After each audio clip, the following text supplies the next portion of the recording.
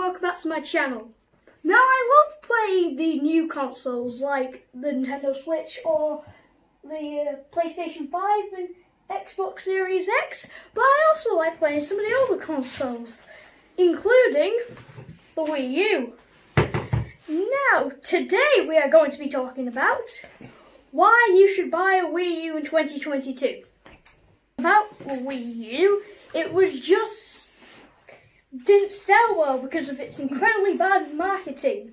So, me and my dad are going to be talking about why you should buy a Wii U.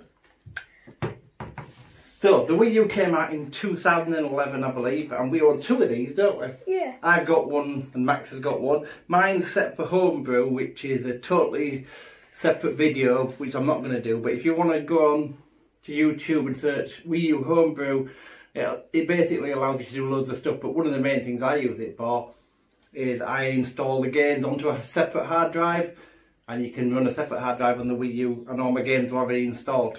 So, speaking of games, that is my first point. The Wii U games. Now the games for the Wii U right now, because of the console's lack of success, are incredibly cheap. There should be some footage coming up soon of gameplay and... Yeah, so we're going to show some footage of what we found when we actually went to CEX. In the shop we saw these games at actually this price, so the real, it's not made up.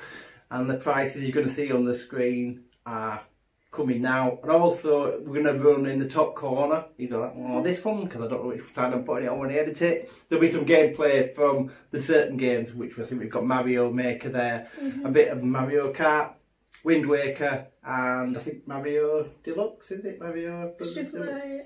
Super Mario Deluxe. Yeah. So we've got them, and they're just going to be showing the thing. So if you look, you can pick up a black version, which is a 32 gig version. For around like £85, yeah, I think it was. I think the one on CEX is 85, but we've seen them cheaper, haven't we? Yeah. Facebook Marketplace, if you want to take the risk. As you can tell on the things, all the games are incredibly cheap. I think Mario Maker was like £6. Splatoon was £6. Wind Waker HD I think it's like £10. Wind Waker HD I think was a little bit more, but the vast majority were between £6 and £8. Yeah, Super Mario 3D Land, one that we couldn't get working, was again £8, and that's a 3D game for £8. There's a bunch of good deals on the Wii U. So why didn't it take off? So why is it? It's actually, if you look on YouTube and you watch videos of this, people take the mickey out of it, and that's reviewers. And the reviewers that are taking the mickey out of this clearly have never played it because it sold horribly. Because of, as I mentioned before, the advertising was horrible. It was just bad. You can go look at some of the advertisements for it. They were just not good. It didn't display all the features of the Wii U whatsoever and what it was about. So it's 720p HDMI connection on the back, and it runs on this, which is the controller. So on certain games, this controller, quite a lot of games actually, the controller serves as a dual purpose. It's a touch screen and you can use it for different parts of the game. When this came out and I bought my version, which is now Max's one, I bought it to play Zombie U because I'd seen trailers for Zombie U and I still love the game. And it used this as a communication device for when you're in this game, and it worked really, really well. The biggest problem with these is you can't be that far away from your TV. I mean, your main base unit, you've gone to anything over 2 or 3 metres and it's going to cut out. Also, a game like Super Mario Maker relies very heavily on the Wii U screen, as that's how you make levels. That's literally the whole purpose of Mario Maker, and it relies heavily on the screen. And it works fantastic on that, doesn't it? Yes, it does. There's a bunch of different games for it, they all have different purposes. So after this came out, where they had quite a big gap, did Nintendo, because this failed obviously, and then of course the Switch came out. This came out, which is different but similar in so many ways. As you saw, I'm going to turn this on. Well, bam. Does the screen look a bit similar? Because I think they're both 720p, aren't they? They're both 720p out to your TV. Sorry, this one will do 1080, but when it first came out, it was 720.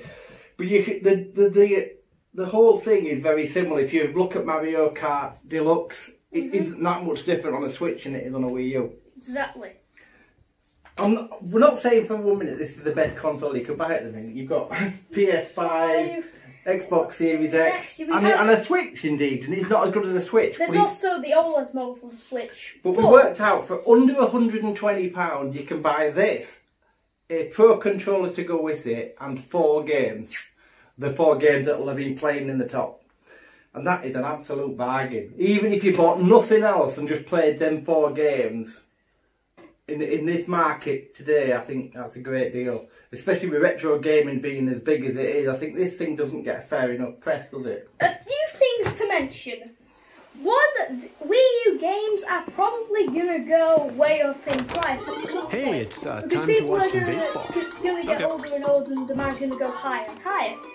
And second of all, the eShop support for the Wii U and the 3DS, which is another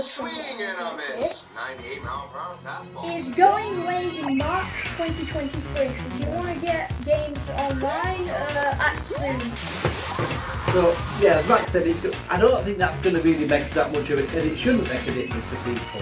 And don't be put off by that, but Max is right, it's going to go out, but it's still being supported now, which is quite remarkable considering how bad the console goes. We have just about every console ever made, don't we? I think we've got a few missing, haven't we? Some of the real old expensive ones. But we've got all the mainstream ones, Sega's, Nintendo, Max has got every Nintendo, hasn't he? Yeah. Including all the handhelds.